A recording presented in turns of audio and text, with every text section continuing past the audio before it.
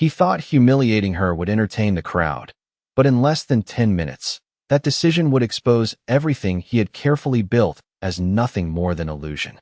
Before we continue, where are you watching from? Drop your city or state in the comments below. And if you believe dignity matters more than appearances, stay with this story. The grand concert hall shimmered beneath golden chandeliers, each crystal reflecting the soft glow of stage lights onto polished marble floors that stretched like a mirror beneath the audience's feet. Rows of velvet seats were filled with elegantly dressed guests, their murmurs blending into a low, refined hum that carried the unmistakable energy of expectation. Tonight wasn't just another performance. It was a celebration of brilliance, of reputation, of a man who had spent years crafting an image so untouchable that few dared to question it. At the center of it all stood Victor Delacroix, a name that echoed through the world of classical music with both admiration and quiet intimidation. His tailored black suit fit him like a second skin, every movement precise, every gesture deliberate. When he placed his hands on the piano, the room obeyed him. Silence fell as if commanded, and the first notes that emerged were flawless, cascading through the hall with practiced perfection. The audience leaned forward, captivated, their applause waiting patiently at the edges of each phrase. But beneath that polished exterior, something colder lingered. Victor did not simply perform music. He controlled the room, shaped it, judged it. His gaze occasionally drifted beyond the spotlight, scanning the audience not with curiosity, but with quiet superiority, as if measuring worth in silence. And that was when his eyes paused. In the far corner of the hall, partially hidden behind a column and shadow, sat a woman no one else had noticed. Her dress was simple, soft gray fabric that blended into the dim surroundings, her posture composed yet unremarkable. She did not lean forward like the others, nor did she react with visible awe. She simply watched, her eyes steady, her expression unreadable. To most, she was invisible. To Victor, she was an anomaly. He missed a note. It was subtle, almost imperceptible, but it was there, a fraction of hesitation, a flaw that only the most trained ear would detect. His jaw tightened ever so slightly. The performance continued, flawless once more, but the moment lingered in his mind like an unwelcome echo. When the final chord resonated and dissolved into silence, the audience erupted into applause, rising to their feet in admiration. Victor stood, bowed, and accepted it all with practiced grace. Yet his attention had already shifted elsewhere. As the applause softened, he stepped closer to the microphone placed beside the piano, a faint smile forming, one that did not quite reach his eyes. Music, he began smoothly, his voice carrying effortlessly across the hall, is often misunderstood. Many believe it's about talent, but in truth, it is about discipline, about mastery. The audience nodded, some murmuring in agreement. He let the silence stretch, then added, almost casually, and sometimes, it's amusing to see how people perceive their own abilities. A few chuckles rippled through the crowd, uncertain but willing. His gaze returned to the corner. You, he said, pointing, not aggressively, but unmistakably. Heads turned, confusion spreading as the spotlight operator hesitated before following his gesture. The beam of light cut through the dimness and landed on her. The woman blinked once, adjusting to the sudden brightness, but did not flinch. A murmur spread through the audience. Who was she? Why her? Victor's smile widened, subtle but sharp. Would you join me on stage? He asked, his tone light, almost playful. The question hung in the air, but it wasn't really a question. It was an invitation wrapped in expectation, edged with something far less kind. The audience shifted, curiosity sharpening into anticipation. Some smiled, sensing entertainment. Others exchanged glances, unsure. The woman remained seated for a moment longer, her gaze steady, her breathing calm. There was no visible resistance, no embarrassment, no eagerness either. Just stillness. And then, slowly, she rose. The room quieted, not out of respect, but out of intrigue. As she began to walk, her steps measured, the soft echo of her shoes against marble seemed louder than it should have been. Victor stepped aside from the piano, gesturing with exaggerated courtesy, the faintest trace of mockery beneath the surface. He believed he understood this moment completely. He believed he was in control. What he didn't understand, what none of them understood, was that the silence building in that room was not anticipation of amusement. It was the beginning of something else entirely. The distance between her seat and the stage was no more than 40 feet, yet with every step, the atmosphere shifted in a way no one could quite explain. Conversations dissolved into whispers, then into nothing at all. The soft echo of her shoes against the marble floor carried through the hall with unnatural clarity, as if the building itself had decided to listen. Victor watched her approach with a composed smile, one hand resting casually against the polished edge of the grand piano, his posture relaxed, almost theatrical. To him, this was still entertainment, a moment to assert dominance, to remind the audience of the invisible line between mastery and mediocrity. The woman reached the steps of the stage and paused for a brief second, her eyes lifting toward the lights that now framed her in full view. There was no hesitation in her expression, no sign of embarrassment, only a quiet awareness of the moment she had been placed into. Victor extended his hand, not to help her, but to present her, as if unveiling a prop in a carefully orchestrated act. "Please," he said, his tone smooth, inviting the audience to share in the spectacle. A few scattered chuckles rose from the crowd, uncertain but encouraged by his confidence. She stepped onto the stage without taking his hand. The gesture was small, almost unnoticeable, yet something about it caused a subtle ripple of tension to pass through the front rows. Victor's smile tightened for a fraction of a second before returning to its polished form. "Have you ever played before?" he asked, his voice amplified gently through the microphone, ensuring every word reached the farthest corner of the hall. It was not a genuine question. It was a setup. A few audience members leaned forward, anticipating the answer, already prepared to laugh at whatever came next. The woman met his gaze, her eyes steady, her voice calm when she finally spoke. "A little." The simplicity of her answer drew a few more amused reactions. Victor nodded slowly, as if confirming an expectation he had already decided upon.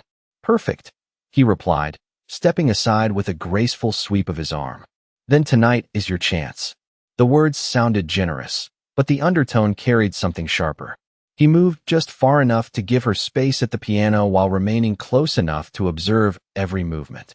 The spotlight followed her as she approached the bench, its brightness revealing details the shadows had hidden before. Her hands were still, relaxed at her sides, not trembling, not uncertain. That, more than anything, felt out of place. Most would have faltered under the weight of hundreds of watching eyes, under the silent pressure of expectation and judgment. She did not. The audience shifted again, the earlier amusement softening into curiosity. Something about her composure did not align with the role she had been assigned. Victor noticed it too. His expression remained controlled, but his eyes sharpened slightly, searching for a flaw, a sign that this moment would unfold exactly as he intended. The woman sat down at the piano bench with quiet precision, adjusting her position just enough to align herself with the keys. She did not rush. She did not perform nervous gestures. She simply existed in the moment, as if the room had already faded into the background. A faint murmur drifted through the audience, quickly silenced as she placed her hands gently above the keyboard without touching it. The distance between her fingers and the keys lingered for a heartbeat longer than expected. The room responded instinctively. A hush fell, deeper than before, heavier, as if something unseen had shifted into place. Victor folded his arms loosely, watching, waiting for the inevitable mistake, the awkward hesitation that would confirm his assumptions.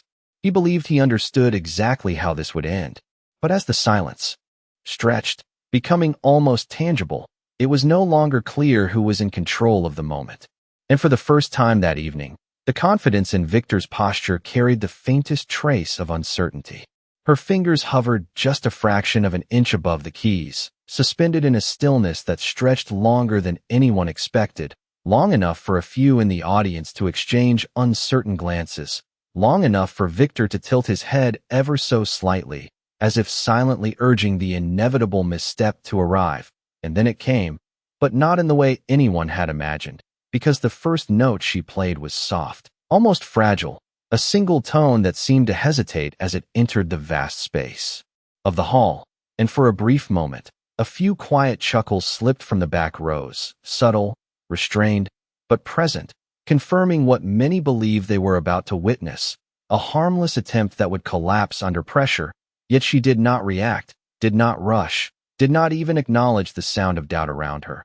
Instead, she allowed that single note to settle, to breathe, before her fingers moved again, and when they did, something shifted, not abruptly, but with a precision so controlled it felt almost invisible at first. The second phrase flowed into the first with an ease that erased the earlier hesitation, her hands gliding across the keys with growing confidence. Each note placed exactly where it belonged, not rushed, not forced, but guided by something deeper than performance. And the laughter stopped, not because anyone decided to stop, but because it simply no longer fit the moment. The sound of the piano began to fill the hall differently now, richer, fuller, layered with a depth that demanded attention rather than invited it. Victor's posture straightened slightly, his arms still folded, but the casual ease that had defined him moments earlier began to fade, his eyes narrowing as he listened more closely, searching for inconsistency, for weakness, for anything that would restore the balance he believed in. But it was not there. The melody unfolded with increasing complexity, her left hand anchoring a steady foundation while her right danced effortlessly across higher registers, weaving patterns that felt both intricate and inevitable, as if the music had always existed and she was simply revealing it. The audience leaned forward now, not out of amusement, but out of something closer to disbelief. The transformation was undeniable. What had begun as a quiet, almost uncertain opening had evolved into something commanding, something that carried authority without ever needing to announce it. And then came the moment that changed everything, a subtle shift in tempo, a transition that required not only technical precision, but complete control, the kind of control that could not be improvised, could not be faked. Her fingers accelerated with clarity rather than chaos, every movement deliberate, every note clean, the sound cascading through the hall like a controlled surge of energy, and Victor felt it, the recognition that settled in before he could deny it. Because he knew this passage, he knew its difficulty, knew the exact point where even skilled performers often faltered, and he watched as she moved through it without hesitation, without strain, as if the challenge itself did not exist for her. His expression tightened, not dramatically, but enough for those closest to the stage to notice, his confidence no longer absolute. The room responded in kind. The silence deepened, not empty, but charged. Every person present now fully aware that they were no longer witnessing a joke. Something else had taken hold of the moment, something that no one had anticipated, and as her hands continued across the keyboard with unwavering precision, the realization began to form, quiet but undeniable, that the woman seated at the piano was not simply playing. She was in complete control, and the man who had invited her onto that stage was no longer the one guiding what happened next. The music did not simply continue. It evolved, rising into something far more deliberate, far more commanding than anything that had been planned for that evening. Her hands now moving with a confidence that erased all memory of the fragile first note, the tempo building with measured intensity, each phrase unfolding with clarity and purpose. And the deeper she went, the more unmistakable it became that this was no ordinary performance. Because she was no longer following a familiar structure, she was reshaping it, subtly at first, introducing variations that only a trained ear would recognize, altering timing, shifting emphasis, weaving complexity into passages that had originally been predictable, and Victor heard it, every alteration, every deviation from what he himself had played earlier, his mind racing as he tried to track what she was doing, because this was no longer replication. It was interpretation at a level that demanded authority, and authority was something he believed belonged only to him. His arms slowly lowering from their folded position, his stance adjusting almost unconsciously as he stepped a fraction closer to the piano, his attention fully captured now, no longer observing, but studying, searching for a flaw that refused to appear.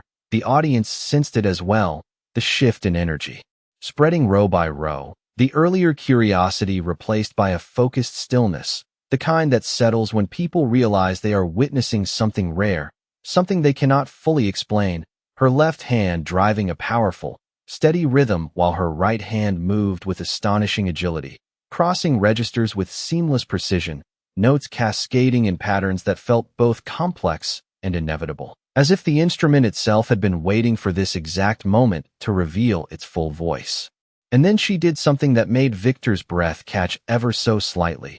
She introduced a passage that mirrored the one he had faltered on earlier, but instead of avoiding it, she leaned into it, expanding it, transforming it into something more demanding, more intricate, a variation that required not only technical mastery, but complete control of timing and expression, and she executed it flawlessly. Every note placed with intention, every transition smooth, undeniable, and in that instant, the realization struck him with quiet force.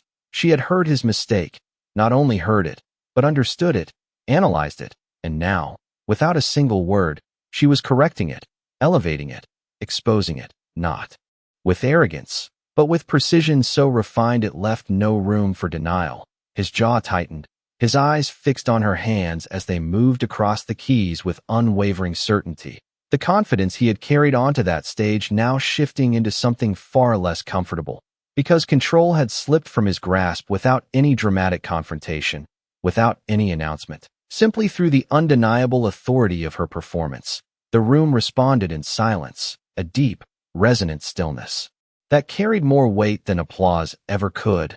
No one moved, no one spoke, every person present drawn into the unfolding moment as if bound by it. And at the center of it all, the woman remained composed, her expression calm, her focus absolute, as though the presence of hundreds of watching eyes meant nothing at all, as though this was not a performance, but a truth finally being revealed. And Victor, standing just a few feet away, understood something he had never expected to confront, that the stage he believed he owned had never truly belonged to him. And as the music surged forward, reaching a level of intensity that left no doubt about who commanded it, the illusion he had built around himself began to fracture, quietly, invisibly, but completely, and the room, once filled with admiration for him, now held its breath for her. The music climbed higher, no longer confined to the expectations of the piece, no longer bound by the structure Victor had once presented as flawless, her interpretation expanding beyond imitation into something undeniably original, something that carried both discipline and freedom in perfect balance. And as her fingers moved with increasing speed and precision, the sound filled every inch of the hall, not as noise, but as presence, a force that demanded attention without ever raising its voice. The audience sat motionless, their earlier assumptions now replaced by a quiet, almost reverent focus, because what they were witnessing was no longer surprising, it was undeniable, and that distinction changed everything. Victor stood still beside the piano, his usual composure now held together by habit rather than certainty, his eyes fixed on the keys as if searching for a moment where control might return to him. But it never did, because she did not allow the music to falter, not even for a breath. Each transition executed with absolute clarity, each phrase resolved with intention, and then she introduced something no one expected, a passage so technically demanding that even seasoned performers would approach it with caution, yet she entered it without hesitation, her hands moving across the keyboard with a speed that did not sacrifice precision, every note landing exactly where it belonged, the rhythm steady, the phrasing deliberate, and beneath it all, an emotional depth that transformed technique into something far more powerful, something that could not be replicated through practice alone. Victor recognized it instantly, not just the difficulty, but the meaning behind it, because this was not a display, it was a statement, a quiet but unmistakable declaration that what he had treated as a stage for control had become a space for truth. His posture shifted again, the confidence that once defined him now replaced by a stillness that bordered on disbelief. His hands no longer relaxed, his shoulders no longer at ease, the subtle signs of someone realizing that the narrative they had constructed was slipping beyond their influence. And the audience felt it too, the shift spreading through them like a silent understanding. No longer watching out of curiosity, but out of recognition, because this was not a coincidence. This was mastery, and mastery could not be dismissed, no matter how unexpected its source. Her playing reached a peak that seemed impossible to sustain, yet she held it there, balancing complexity and control with a calm that defied the intensity of the music itself. And then, just as the energy reached its highest point, she did something even more powerful. She slowed, not abruptly, but with intention, guiding the music into a softer, more deliberate passage, allowing every note to resonate, to linger, to settle into the silence that surrounded it. And in that moment, the entire hall seemed to breathe with her, the tension releasing not into applause, but into something deeper, a collective stillness that carried more weight than any reaction. Victor's gaze lifted from the keys to her face, searching for something he could still define, something that would restore his understanding of the moment. But what he found instead was calm, unwavering composure, the kind that did not seek validation, did not demand recognition. It simply existed, and that was what unsettled him most, because there was no arrogance, no attempt to prove anything, only the quiet certainty of someone who already knew. And as the final sequence began to form beneath her hands, the realization settled fully into the room, not as a sudden shock, but as a truth that had been building from the very first note, that the woman seated at the piano had never been part of his performance, and the stage, the music, and the moment now belonged entirely to her. The final sequence did not announce itself with force. It emerged with intention, her hands slowing just enough to let each note carry its full weight, every tone placed with a clarity that seemed to stretch time itself.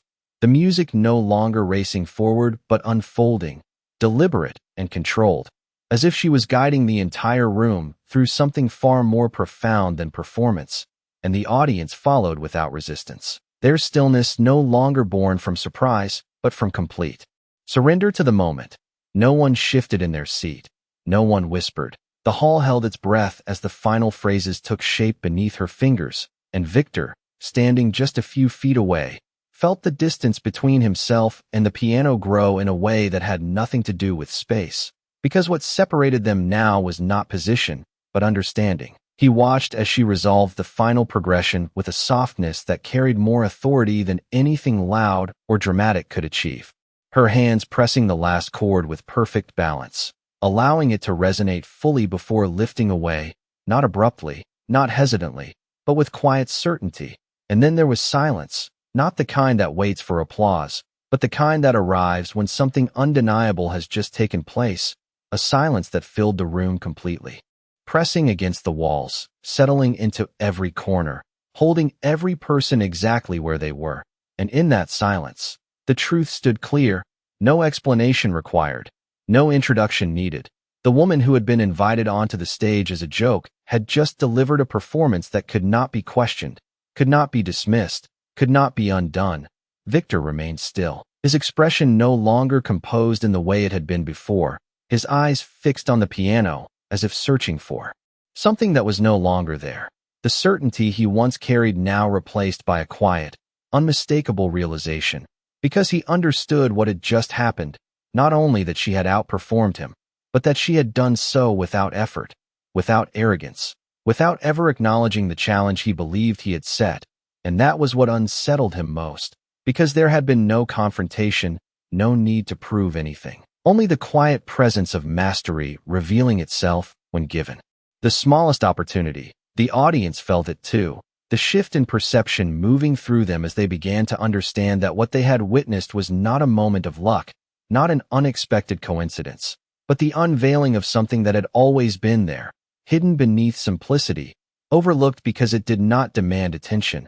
And then, slowly, almost hesitantly, a single person in the front row began to clap, the sound breaking through the silence like a small crack in something much larger, followed by another, and then another, until the entire room rose to its feet, the applause building not into noise, but into recognition, a collective acknowledgement of what had just taken place. Yet even as the sound grew, the woman did not react. She did not stand to receive it, did not turn to face the audience. She simply remained seated for a brief moment longer, her gaze resting calmly on the keys as if the world around her had yet to return. And when she finally stood, it was with the same quiet composure she had carried from the beginning. No urgency, no need for validation.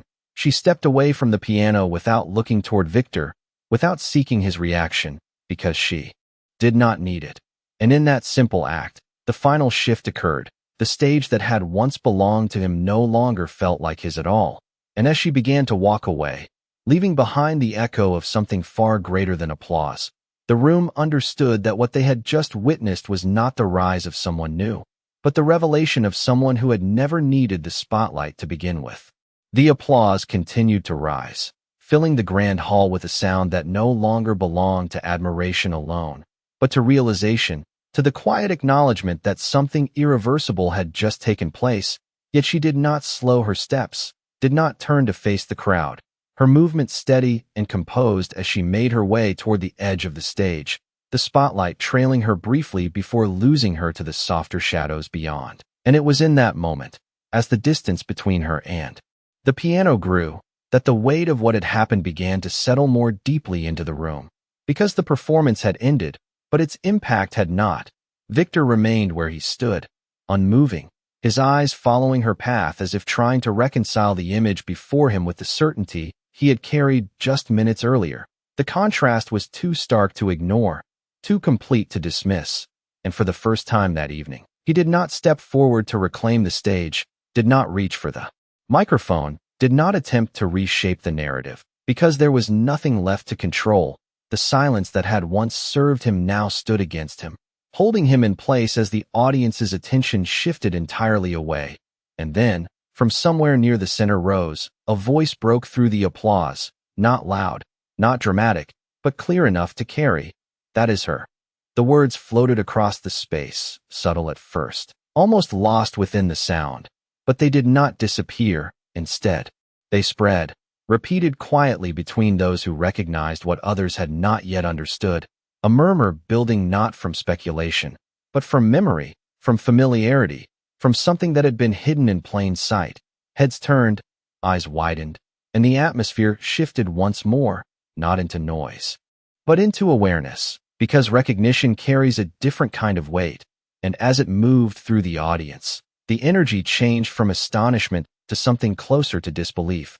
Victor heard it too, the words reaching him not as sound, but as meaning, his expression tightening slightly as he searched his own memory, his mind turning through names, through faces, through performances he had studied, admired, competed against. And then it surfaced, not fully formed, but enough to unsettle him, enough to fracture what remained of his certainty. He took a small step forward, almost unconsciously, his gaze shifting from the empty space she had left behind back to the piano, as if the instrument itself might confirm what he was beginning to suspect. But it offered nothing, only silence, and that silence spoke louder than any confirmation could. The audience's attention no longer rested on him, no longer sought his presence, because the focus had moved beyond him entirely. The stage he had once commanded now felt like a place he no longer understood. And as the murmurs grew clearer, as more voices joined in quiet recognition, the truth began to take shape, not announced, not declared, but realized, that the woman who had walked onto that stage without introduction, without acknowledgement, had never been ordinary, had never been unknown. She had simply chosen to remain unseen, and in that choice, she had allowed the moment to reveal itself without force, without explanation, leaving behind something far more powerful than reputation, something that could not be created through fame alone. And Victor, standing in the center of it all, understood what that meant, because for the first time in years, he was not the one being recognized. He was the one who had failed to see, and the room, filled with applause that no longer belonged to him, made that truth impossible to ignore. The murmurs did not fade. They grew, weaving through the standing crowd like a quiet current of realization that no longer needed confirmation, because recognition has a way of settling into a room without permission. And as more faces turned, more voices whispered, the name that had not yet been spoken aloud began to take shape in the minds of those who had once studied recordings, who had once followed a career that had disappeared without explanation, a career marked not by loud fame, but by an almost untouchable precision that had left even the most respected musicians in quiet admiration.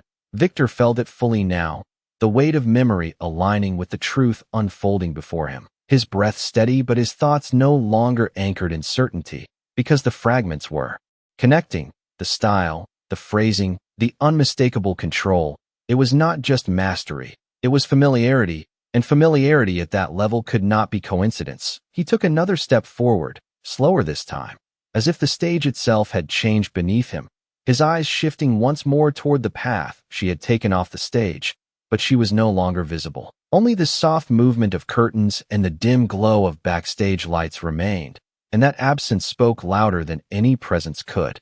Because she had not stayed to be recognized, she had not waited to be acknowledged, she had simply left, allowing the truth to settle on its own, without guidance, without declaration, and that choice carried its own kind of authority. The audience continued to stand, the applause still present, but now layered with something deeper, something that moved beyond admiration into reflection. Because they understood now that what they had witnessed was not an introduction, but a revelation, and Victor, standing alone beside the piano that had once been his instrument of control, felt the full extent of that realization, his posture no longer commanding, no longer centered, but still, almost anchored in place by the understanding that had arrived too late.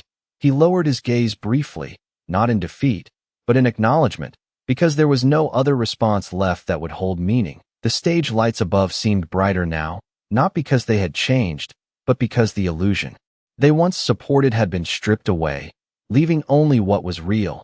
And in that clarity, the contrast became undeniable. The difference between performance and truth, between control and mastery, between reputation and substance. The audience began to shift slowly, some turning to one another, exchanging quiet words, others remaining still as if unwilling to break the moment just yet. And among them, a few individuals moved with a different kind of urgency, stepping toward the aisles, their expressions focused, searching, as if hoping to catch even a glimpse of her before she disappeared entirely. But she had already moved beyond reach, her presence lingering only in memory and sound.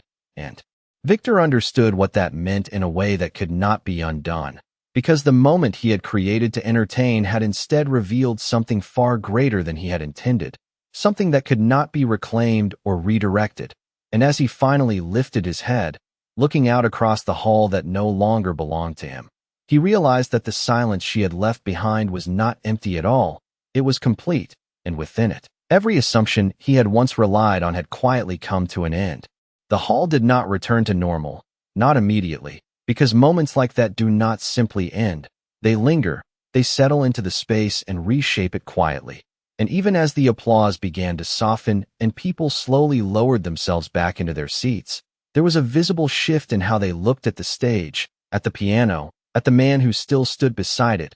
Victor remained motionless for a few seconds longer, as if the weight of the moment required time to fully register. His hands, now resting loosely at his sides, no longer positioned with the precision he once maintained, his gaze drifting across the audience, not searching for approval, but encountering something far more unfamiliar, reflection, because the admiration that had once filled the room was no longer directed toward him. It had moved, quietly but completely, and he understood why. There was no confusion left, no uncertainty to hide behind, only the clear and undeniable truth of what had just unfolded. He stepped forward at last, not with the confident stride that had defined him earlier, but with a measured pace that carried a different kind of awareness. The microphone still stood where he had left it, waiting, offering him the chance to speak, to reshape the narrative, to reclaim some part of the moment. But when he reached it, he did not speak immediately. He paused, looking down briefly as if choosing his words carefully, or perhaps realizing that there were no words that could truly alter what had already been revealed. The audience watched in silence, not impatient, not expectant, simply present, and in that stillness, he lifted his head. His voice, when it finally came, was steady, but softer than before, stripped of the edge that had once defined it. "There are performances," he said slowly, "and then there are truths." He stopped there, allowing the words to settle, not elaborating, not attempting to explain, because anything more would have diminished their meaning. He stepped back from the microphone almost immediately, the simplicity of his response carrying more weight than any elaborate justification could have. And in that moment, something shifted within him, not dramatically, not visibly, but in a way that would remain long after the night ended. because for the first time in years, he had been reminded of something he had long overlooked, that mastery does not need recognition to exist, and that respect cannot be demanded, only earned. The audience remained quiet for a brief moment longer, absorbing what had been said, before a different kind of applause began, not loud, not overwhelming, but steady, respectful, directed not at performance, but at understanding. And Victor acknowledged it with a small nod, not as acceptance of praise, but as recognition of the lesson that had unfolded before him. Beyond the stage, the corridors of the hall carried a different energy, conversations forming in hushed tones, people recounting what they had just witnessed, some attempting to name her, others simply describing the moment as something they would not forget, yet she was already gone, her presence existing only in memory, untouched by the noise that followed. And perhaps that was the final truth of it all, that she had never come for recognition, never needed validation. She had simply responded to a moment, and in doing so, revealed something that could not be unseen. And as the lights in the hall slowly dimmed, returning the space to its usual calm, one thing remained clear to everyone who had been there. That night had not been about a famous pianist, nor about a performance gone wrong. It had been about a quiet presence that changed everything without ever asking for attention, and in the silence that followed, the room remembered what dignity truly looked like.